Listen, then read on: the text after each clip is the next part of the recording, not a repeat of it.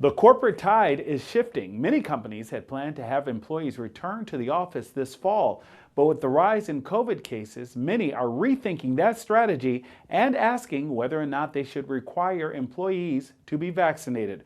Christine Romans has more.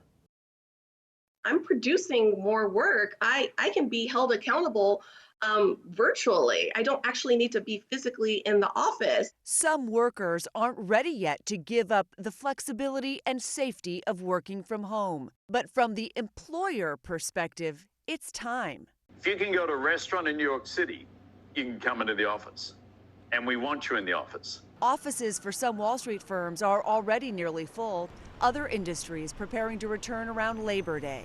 At its core, we perform best when people are in person, being human. This exclusive work from home period may be coming to an end, whether employees like it or not. Employers are saying the struggle with the narrative of this is good for me is that we pay you.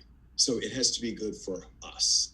It must be mutually beneficial. This tricky re-entry made more difficult by employees questioning the safety of the workplace amid surging cases of the Delta variant in the U.S. We're creating this schism within the organization between vaccinated employees and unvaccinated employees. We've literally had reports of employees confronting unvaccinated employees and literally almost getting into physical fights. A June survey showing 63% of workers support vaccine mandates at work. Many employers are hearing from their workers, from their employees, that they want to know that people are vaccinated. New York City employers are growing more confident workers will be in the office come September, from 45% in March to 62% in May.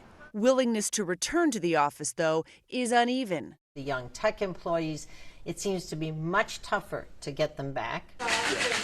The balancing act also important for small businesses. While there's concern about forcing people to come back or get vaccinated, there's also a lot of concern about the overall economy of the city. A big piece is the commuters working remotely, not patronizing the local stores. Childcare is still a problem until it's clear that schools can reopen in person for good.